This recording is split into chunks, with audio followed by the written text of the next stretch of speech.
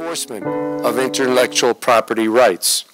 The United States has strong domestic IPR laws and, excuse me, as you may have observed, vigorously promotes strong intellectual property rights around the world. As you know, this is a very hot topic in Spain today, especially in regard to intellectual property on the internet. There is an old saying, what's good for General Motors is good for the USA. This expression was coined long before the 2008 government bailout of our automobile industry. It goes back to the 1950s, and it referred to the belief that American prosperity depended on the health of American business. It was used to argue for pro-business government policy. Whether or not government policy is sufficiently pro-business today is a matter of spirited political debate in the United States. But according to the World Bank's 2011 survey of doing business throughout the world, the United States ranked number 5 in overall ease of doing business compared to other nations.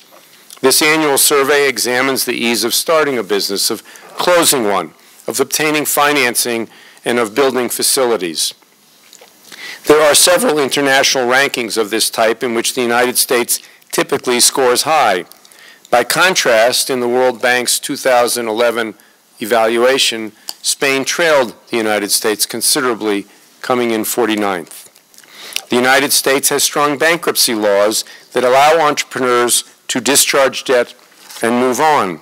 A recent Forbes magazine article noted that failure is crucial to success, pointing out that Sam Walton's first store in Arkansas went bust. Today, the company he founded, Walmart Stores, is the world's largest retailer with 8,600 stores, 2 million employees, and $405 billion in annual sales. And in terms of quality, it is second only to Inditex as a retail outlet. People are what make entrepreneurs successful, and there exists in the United States a set of institutional relations that bring key players together to launch entrepreneurial ideas and to help bring them to market. Starting with the land-grant university, American institutions of higher learning have long been economic engines. Today, close relationships are promoted between universities and industry through science parks and business incubators.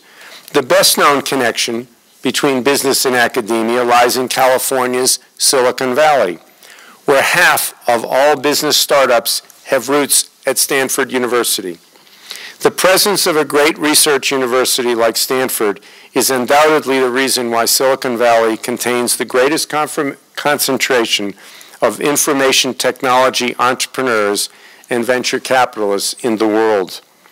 On the East Coast of the United States, Harvard University and the Massachusetts Institute of Technology helped create a concentration of technology companies around the highway known as Route 128, which circles our hometown of Boston, Massachusetts. Today, Boston is also a center of biotechnology as a result of the scientist entrepreneurs that have emerged from the region's great academic medical centers. I haven't mentioned much about financing, although entrepreneurs without capital don't last much longer than fish without water.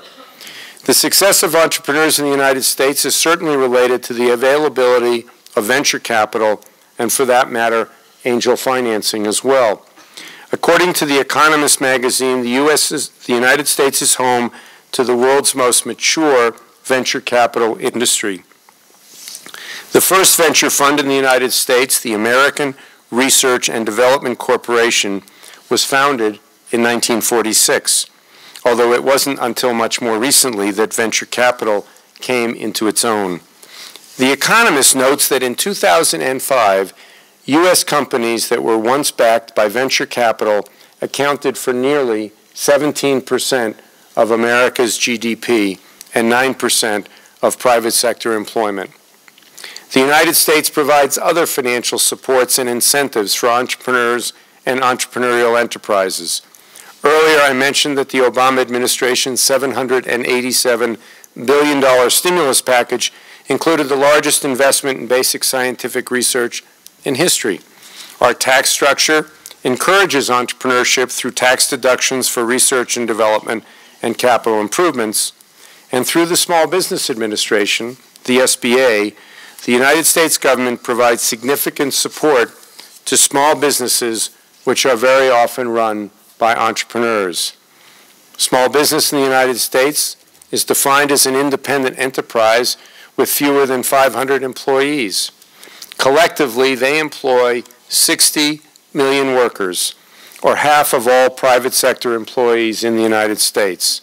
They are also idea generators, producing 13 times more patents per employee than larger firms. The SBA facilitates tax credits, loans, and even direct grants for small business in the United States. Last year alone, the SBA supported over 50,000 loans to small businesses totaling more than $22 billion. I've tried to suggest some reasons why entrepreneurs flourish in the United States. Our culture is certainly conducive to the entrepreneurial spirit that must motivate an individual to take a risk on a new idea and to start his or her own business. At the same time, our culture rewards entrepreneurs as perhaps no other does. But just as important are the legal, regulatory, institutional, and financial structures, the policy architecture, I called it, which enables, protects, and supports the American entrepreneurs. Unquestionably, there is a close relationship between the United States' success in producing successful entrepreneurs and United States leadership in innovation. It is a success worth studying by any nation that sees the key to economic growth residing in innovation. I hope I've provided you with a few ideas to think about as you consider the role of entrepreneurs and innovation here in Spain. Thank you very much.